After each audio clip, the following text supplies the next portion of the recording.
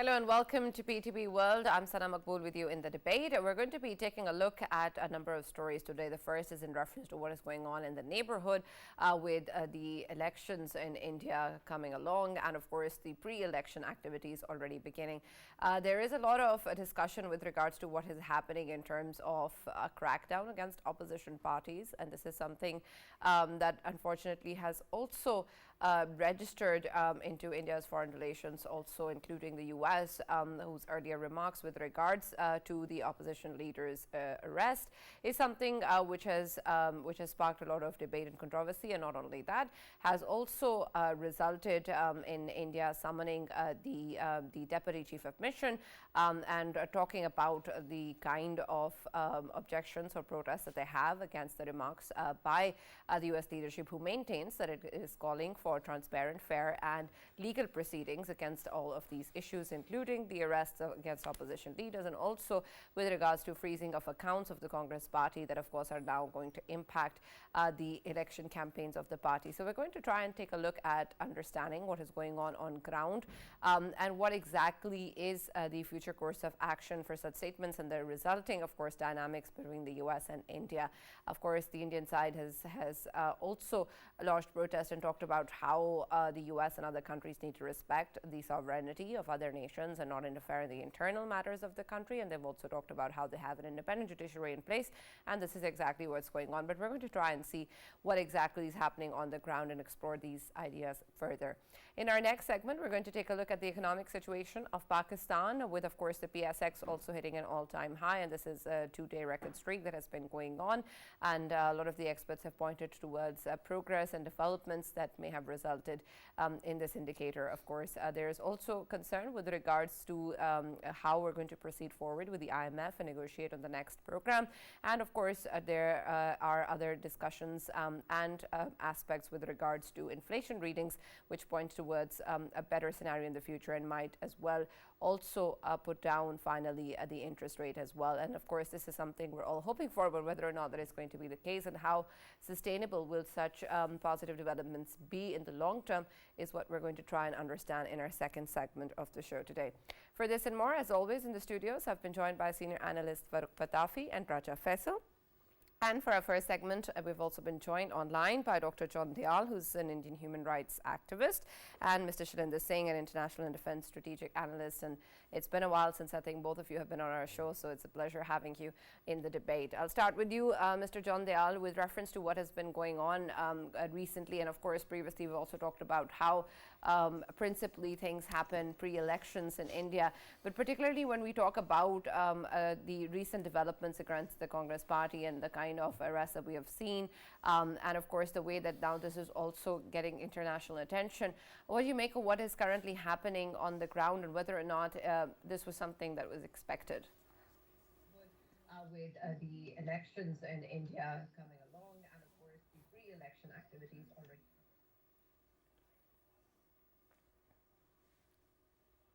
Yes, Mr. John Dayal, continue. If you can just put your mic a bit closer, I think we'll hear you better. He's not speaking. Yeah. Dr. Dayal? Dr. Dayal, can you hear me? I think there's a delay.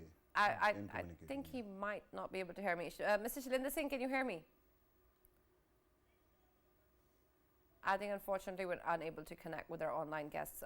But Faisal, let's start with you first as an analysis of what's going on ground in India, and we'll come back to our guests. Yeah, obviously, if we talk about the election, the upcoming election, general election of India, of course, we have been seeing, the BJP-run government, the Modi-led government, they have been doing every bit to, of course, disturb the opposition. And when we obviously talk about the north of India, we knew that there is a huge influence of Kejriwal factor, Kejriwal being, of course, chief minister as well, and he getting picked up and in the jail, and there is a lot of ooh and cry about it as well.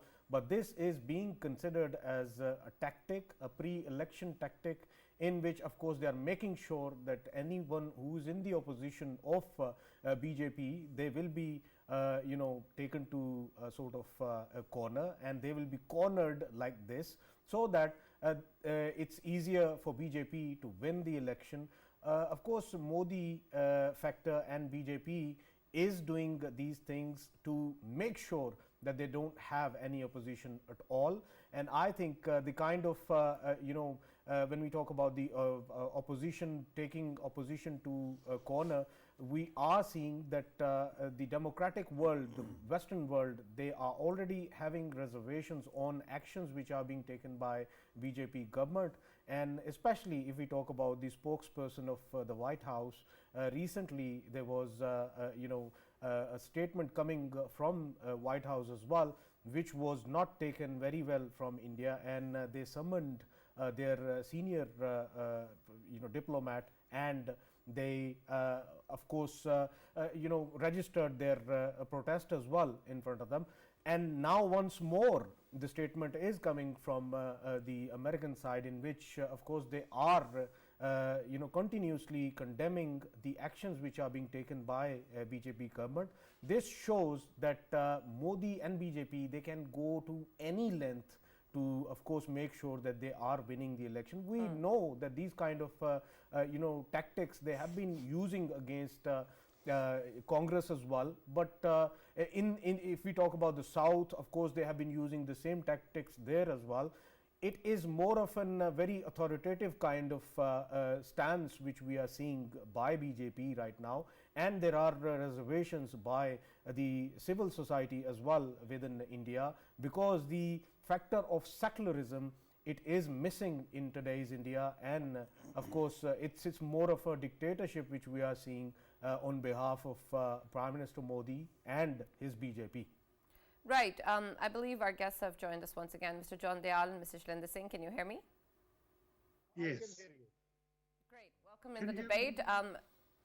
Right, Mr. John Dayal, earlier I was asking you a question with regards to what has been going on with reference to, of course, the kind of crackdown that we've seen against the opposition parties, and something, of course, that perhaps has happened repeatedly in the past as well. And I want your understanding of how exactly is the situation on ground, and whether or not this situation is something that is expected pre-elections in India.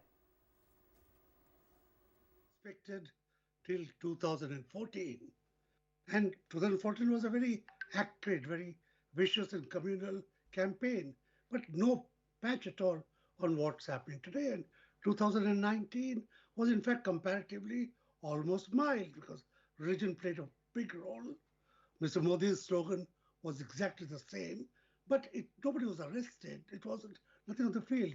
Today we have a situation, we've got two chief ministers in jail. We've got a bar, the entire lawyer brotherhood is split. Today we had a confrontation in the Supreme Court where lawyers, 600 of them, are telling the Chief Justice that the judiciary is under threat. And then Mr. Modi writes a general tweet to everybody, sort of attacking the Congress and saying the Congress had demanded a committed judiciary, which perhaps it had. But we are living today in 2024. And over the past 2 or 3 weeks, let's say over the past 1 month, and after the announcement of the election, I must say we are apprehensive, far more than anybody else in the world can be, because we are on the ground, and what we will face when the results are out in June is anybody's guess. Right, John Dayal Sahab, you mentioned this letter being written by lawyers, lawyer community of India. Harish Salve is one of those who have actually co-authored the letter. What does it tell you? Whether it is the attack is coming from Congress, or the letter is being written from the other side, that is BJP's side? If we are to believe the BJP, and in fact to believe the Congress, they are sterile, they are weak, they are poor, they have no money, they have no people on the ground. The concept of INDIA seems slightly diffuse. They are fighting for every seat in every state with their own partners. To say that in all of this, they can find time to try to do a sort of side maneuver to corner Mr. Modi seems a bit far-fetched. The fact that the judiciary contains not just Harish Salve, but many, many others who have been assistant solicitor generals and people of that rank with the BJP governments over the past 20 years. They are in that role. So it's you can say it's a bipartisan bar which is expressing its worry. And that worries me. I mean, if the judiciary is a threat, if the lawyers are split, where do we go? Shailendra, there is a message that actually came to me yesterday from one of the a prominent journalist from India. Of course, I won't name him here because he said something like this. He said, "You didn't congratulate me on as we India are going to be the full-time dictatorship." Is he justified saying this because whatever's happening in today's India, can we say that it is a sort of full-time dictatorship we are heading towards? Okay, I'll take the question, but before that, Jai Hind and thank you very much. Eid आपको मुबारक हो, मैं कहूँगा होली आपको मुबारक हो, और let everybody come out with something good and we become a better human being. That would be my wishes to your country as well as my country. If you will have to allow me, let's correct the correct wordings which are being used. US never condemned. It has only asked that yes, the trial should be fair and open. That's it. There's nothing called as condemn. Please recheck at your end. You said in South India, somebody. Anybody mentioned that US condemned? I did. You did. Okay. You please repeat the whole thing. I will hold my ears and say sorry if I say anything wrong. No, Sana. No. Always. Right. Shailendra Sahab, Raja Sahab has just accepted that he did. I accepted, sir. He did. Admiring your show that it should be realistically correct. That's all. We will not take any sides. But if I say something, please allow me the wisdom and authority as well as owning up that if I would have said anything wrong, I will also own up. Thank you, Raja. You have been a very kind gentleman to own up. Thank you. South India, there is a problem going on by central government. No, if there was a problem, then BJP would have been dominating the complete South. They don't have a government there. So you should correct yourself. You are saying secularism. Had secularism been sacrificed, killed or whatever, then we would have had BJP government everywhere. Absolutely everywhere. So you need to recheck that part also. Yes, somebody very nicely said dictatorship. I think dictatorship is well known to you better than us. So I will not say, but yes, I will definitely call it that there is a dominatism going on because this is the government which has been liked by you, who likes it or not, but it has been liked by 140 crore people. They have been voted back time and again. And this government today of BJP is looking at it that how we can cross this 400 and set a target for themselves. So there is nothing called as dictatorism. Why? Because dictatorship is entirely different. And I will not comment on any country for that. And best is known to you what is dictatorship. Now somebody said arrest. 2 CMs have been arrested. Sir, please correct yourself. It is only 1 CM who has been arrested. And see the beauty of law which is going, that the CM is allowed by law that he is still not resigning. There is an action going on, is a different part. After all, you must understand what is judiciary. You also know it better than me, that what your judiciary, all your judges are calling, the way they are threatened, it is not happening here. What you people are referring for the lawyers letter which has been written, we are open to it. This is true democracy. This is true democracy. Right, absolutely. And Shailendra Sahab, I appreciate what you're saying, but I don't understand why everything has to become about India and Pakistan whenever we talk about systems. But let me just also take Mr. John Dayal's opinion about what you earlier said of the BJP, and because of course he's also part of the 140 crore people that you just mentioned. I just want his opinion whether or not he agrees that all of them do in fact like the BJP government and are very happy with who's in place. Thank you very much for labeling me an Indian human rights activist and not an analyst. And I speak from that perspective. I don't belong to the ruling party and I don't belong to the Congress. In fact, 2 of my 7 books are against the Congress. But I am reporting to you the ground situation. it's quite correct. One sitting chief minister is in jail. The other one was arrested and resigned after being arrested. And he came to the house, addressed the house, explained his position, quit, and then went back to jail. It's not that. In the meanwhile, many people who are facing charges of acute corruption, not minor corruption, Mr. Praful Patel, among others, they joined the BJP or the BJP's allies, and suddenly they are clean as surf, as we used to joke. It's not about majoritarianism. It's not about secularism. What is secularism? Secularism is not an issue of faith or equality of faith or love for faith. Secularism is when the voices of the linguistic, ethnic, religious minorities are heard, acted upon, so that they feel safe. I mean, if Mr. BJP, the BJP and Mr. Modi come back for the third and the fourth and the fifth term, I'm not going to leave India. I'm going to live here. But will I live under conditions of fear? Or will I live under conditions of harmony where my welfare is not my concern, is the concern of generals and policemen and politicians and judges and lawyers? So that is how a human rights activist judges it. I am not here to quote data, and certainly I'm not here to sort of debate with fellow Indians. I'm here to tell you the grassroots situation, and I quite agree. It is ironic that India and Pakistan TV are discussing this situation, where both of these our countries suffer from this situation. In fact, it's a South Asian construct, and perhaps even a global concern. If you look at Mr. Donald Trump of America, who sort of supports all those violent things.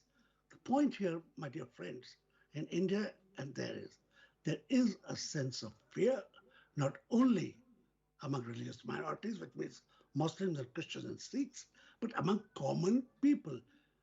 Joblessness is rampant. I mean, I'm not saying it. The data, some government's own data. We are not inventing data. We are using mining government's data to tell you what is happening. When joblessness is at this level, what will the new general election become? It's not that he will be taking oath for a third term and instantly there are going to be 20 crore jobs. It can't happen. Food is going to become a greater issue, although India is almost the world's food basket. But giving free rations to 80 crore people is itself an admission that people can't buy their own food. Where have we come in 60 years? So what I'm saying is, these are very critical elections for us. We know that Mr. Modi will possibly win because winning an election in India or anywhere in the world is first past the post. So the majority votes for him, sure enough. But does majority vote and winning mean majoritarian government?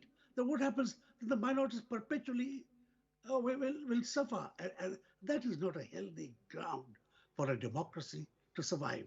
And while I'm at it, may I wish you Good Friday and Easter greetings. Absolutely. Easter. Thank Happy you very Easter. much, everyone. Mr. Shailendra Singh, I'd also like your take as a citizen of India on remarking on the kind of rights that Mr. John Dayal just spoke about in terms of not worrying about one's welfare and being protected by the law. Do you feel that? Do you feel that the institutions, including the judiciary, are there to protect you and the many other voices that exist? And add to that the way then the current situation is also being looked at internationally, particularly in terms of the kind of remarks that have been given by the US. And understand India's stance on it as well. But there may be a reason why this is getting international attention, don't you think? Who could be a more impartial man than an army officer like me, who doesn't belong to any party? But still, I put you as the judge. I put anybody, the complete international community as a judge. If the voting is under fear, the secularism has got killed. Why the Punjab government became not a BJP? Why Himachal government became a non-BJP? Why in South it was a non-BJP? There will be in politics, there will always be ups and downs. If people are voting out of fear, then everywhere it should be safe. All my 7 sisters do not have a Congress government. There are other governments also. South is a very living example. Please do it very rationally. Don't take sides. I'm not going to take sides. What I said was that if Congress is coming into a bankruptcy, as what was brought out by somebody, कि उनका account freeze कर दिया है, they are not actually in bankruptcy. They are actually in a bankruptcy of intelligence. They are centric to Modi hatao. ये नहीं बता रहे. They are not telling you कि what will we bring? What justice, what secularism, what XYZ they will bring.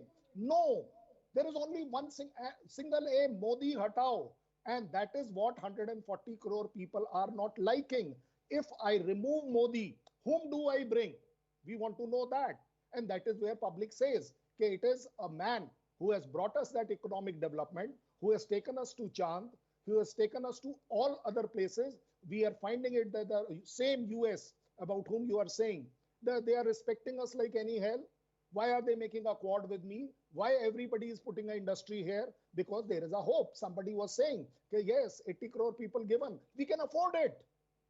That is where I understand what you're saying about the Congress also, of course, moving forward. Any party also providing an alternative or a stance. But does the lack of that justify the kind of action that is taking place against them? And by the way, I just wanted to, because you said that you are not going to take sides, one concern that I have is that I've been following with quite interest Rahul Gandhi's Nyaya Yatra, and in that he kept on actually speaking about his own manifesto. The fact that you are saying that they are not actually offering any counterpoint, and the fact that your media did not even report on that yatra, for that matter, that was 6,000 kilometers long, don't you think that there is some problem with the system right now? No, there is not a problem. Please try and understand, analyze it well. We can sit down and analyze. If his yatra was not even covered, it was, let us say, curtailed, there was a media ban, then how did you come to know about it? How did I come to know about it? You might have not seen it. I see it every day. I've seen it every day. Not only this yatra, even the previous yatra. When you are talking about the manifesto, you please prove it to me right now. You can do it right now on the TV. Where did he bring out his manifesto ever? It was always Sir, sorry, you are challenging me. I can tell you repeatedly he kept on talking about all the programs, about the tax system, about these big billionaires who are actually minting money. And he kept on talking about censorship. He kept on saying that we are going to relieve the people of all these things, and then it is something very close to your heart about the induction, temporary induction of army personnel also. He kept on actually speaking about all these platforms which are huge. And you are saying that he did not even mention his manifesto. And then you are, sir, with due respect, then you are telling me that you are impartial. Oh, yes, I'm still impartial. That is why I'm calling it. Why couldn't they bring out something which the public likes it? I would like that to happen. I'm the one who did a national press conference that how Agniveer can be improved. Nobody has brought out till date. I'm the man. And I did it with PTI and... about Agniveer. Sir, he repeatedly spoke about Agniveer talking to young people there, and it was being reported on YouTube. And I thought the question was to bring out something, not to bring out something if it was liked or not liked. No. I would like to bring out. I'm also saying, I'm not denying that what you bring out has to make an impact. Aapko, as a Congress party, INDIA, whatever, you have to bring out something which will sink in here. That, oh my God, this is what India is all about. All is being talked about is how to remove. People are not finding it good. You tell me, well, what is the way that we can take the economy to a better one? What is the way, rather than only reaching moon, we will go to Mars? Why are not they talking about all that? Where is the development? Where is the way to take economic upgrade?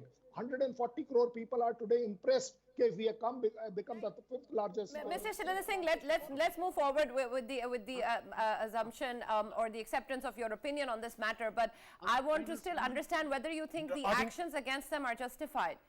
you may disagree or you may dislike something about a party, but Action against whom? the Congress party. No. What is wrong being done? You tell me. What wrong has been done to Congress party and all opposition party? Don't pinpoint only Congress party. What wrong has been done to all parties? Okay, let me get Mr. John Dayal's opinion. I believe he was trying to add something. Yes, Dr. John.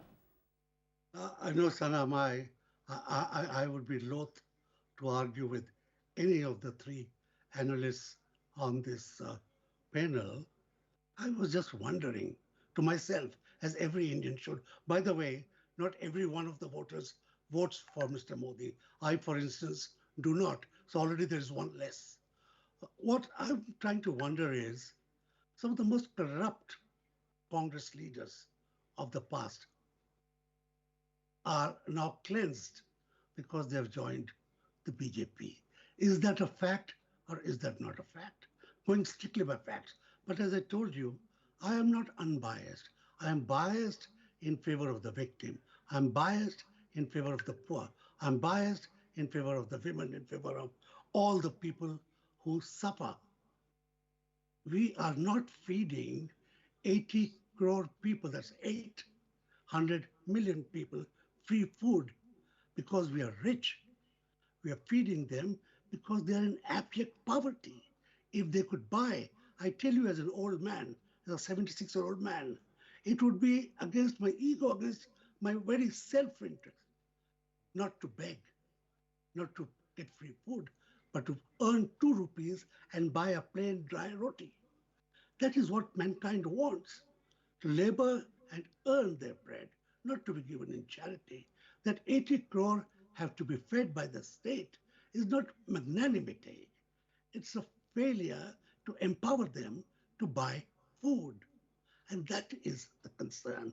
There is no medical net. I am a diabetic victim. I take very high doses of insulin. If my economic status was one stage less, I would be dead because life-saving drugs are expensive, very expensive, out of the reach. So if you find there is no poor person with my medical history, it is not because poor don't get ill. It's because if they get ill, it's not very good. We can only pray. So my dear friend, these elections are an opportunity, and a regime change, democracy is all about. Biden and all his followers want Donald out, and Donald and all his followers want Biden off, and nobody will say that the US is not a democracy. Democracy is not about winning and asserting how powerful you are.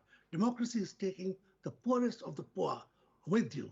There is not a single Muslim in the Lok Sabha on the BJP benches. It speaks ill of Muslims. Those chaps have not been able to evolve a political system, a political power where they can be in all parties and come to power, including the BJP. They should participate at the grassroots level. But when you don't even choose a candidate in Uttar Pradesh from one community, there's no Christian cabinet minister for 10 years. 10 years. We've had 2 very junior ministers for very short stints. That's all. I don't pin my hope on Congress MPs or Congress chief ministers. I pin my hope on the President of India, the Prime Minister of India, the Chief Justice of India.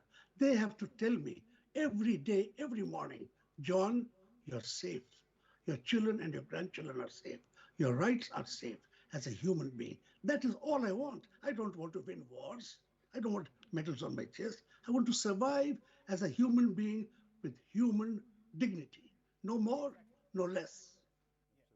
Colonel Shailendra, as you have seen that Dr. Dayal has actually, pointed out the pertinent points related to today's India's politics. Of course, you have earlier highlighted that there are certain states where, of course, BJP is not having their government. So that is why this is the point you are making, that it is, of course, still a secular state. But I just wanted to, tell you that the states you highlighted, of course, the northeast states. One example I'll just give of Manipur. where of course we saw that last year there were clashes between Methi and Kuki tribes. Methi tribe is a sort of tribe that is actually favored by the federal, by the central government, and of course we know that this is the modus operandi of the BJP government, that if they are not having their government in a state, they have a chunk of people, a group of people to of course dictate BJP's stance out there. Of course, Methi was one of them, and there are several other examples as well. If we talk about Haryana, whatever happened in Haryana, that too was portraying the politics of fear, politics of hate. If overall in India, whatever happened to Muslims, whatever the decisions took place during the BJP government against the Muslims, whatever happened to other minorities in elsewhere in India, it actually portrays that today's India is being ruled by politics of hate, politics of fear, and that is what Dr. Dayal has very rightly highlighted. But the issues that needs to be looked into, of course, in Modi's tenure, in BJP's government, we have seen that the points which should be highlighted, they are not being highlighted, and the only thing that is being highlighted is the politics of hate. And why? Because they know that as long as they are supporting the politics of hate in today's India, they will be turning it into majoritarian, and that is why BJP knows that the only way to get votes from people of India is to, of course, maintain this stance where all of the other marginalized other religions, they are ignored, and the only phenomenon that will be promoted in today's India is of course the Hindutva ideology. Do you agree with this, or if not, then do you have something to say about it, sir? Sir, we'll take one by one. Somebody said that he does not take sides. I'll say don't take sides. Stand with something which is right. That's all. There's no question of taking sides, whether it is wrong or right. Just stay with something which is right. He was mentioning about unemployment. World over there is unemployment. Where is it is not? You mean to say if tomorrow I give you 2 crore jobs, will it be over? It will not be over. It just cannot be over. So blaming these things are those things which are continuing not only as a not so developed country, but even developed country is doing it. They are also facing it. It is a challenge world over, and we need to see it in that light, that yes. So that is where if somebody is saying कि आप लोगों को भिखारी बना रहे हैं ration देकर, I think somebody is not being reasonable, and he's calling what we are making it as a respectable thing. Somebody is downgrading it. He said, I don't know why somebody has to give a religious angle for the parliament. I don't think somebody is educated enough to understand that Shah Nawaz was where, I have a name. My name is Naqvi was where, Naqvi was where, and the best answer given to Pakistan in Pakistan was by Owaisi, and he said it so well to you. I am only reminding you, please don't worry about our community. We are much better off than what you are here in Pakistan. I don't know why we need to bring in Pakistan, sir. And by the way, just because we are sitting in Pakistan, should we stop talking about India at all? Or the world, or anywhere where humans belong or where communities exist? I'm not. Muslim community here is safest, much safer than any other country, is said by my Muslim community. I can only tell you that much. Now somebody also said what? Fear.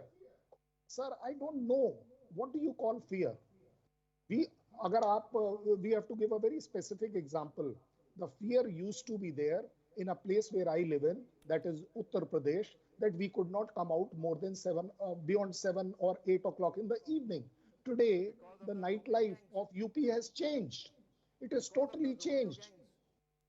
Because of the Romeo gangs or something of that sort, sir? That was only started. The Romeo gangs are no more roaming around. Yeah, this is my point. And who were Romeos? Muslims, right? And the Romeos vanished. There were 137 self-surrenders by the local mafias.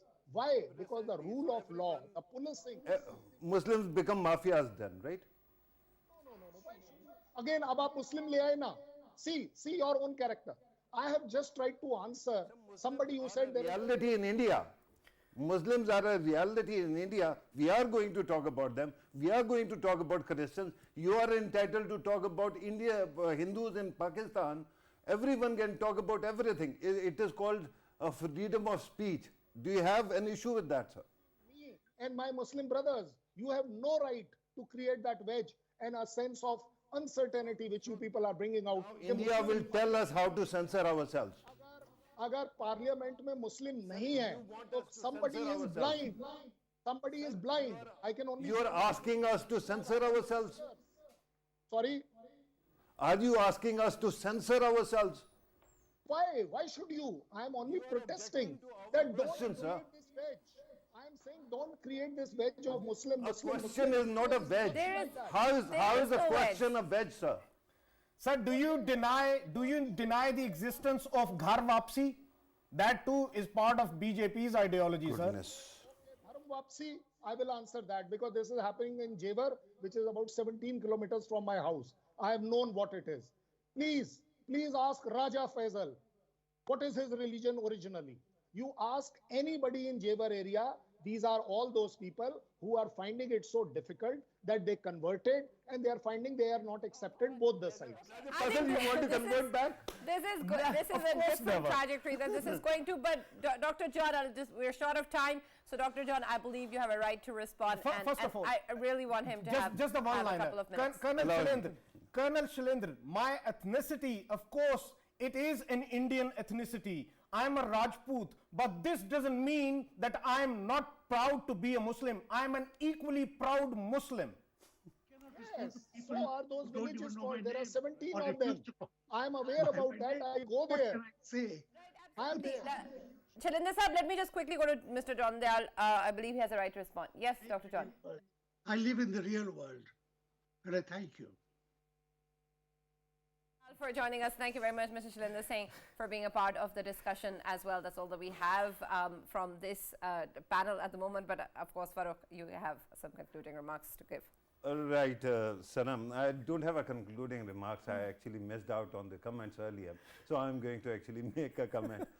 Regarding overall situation, even any person who is living in real world, as Dr. John Dayal said, can see that BJP is going to win again, and they are going to win comfortably.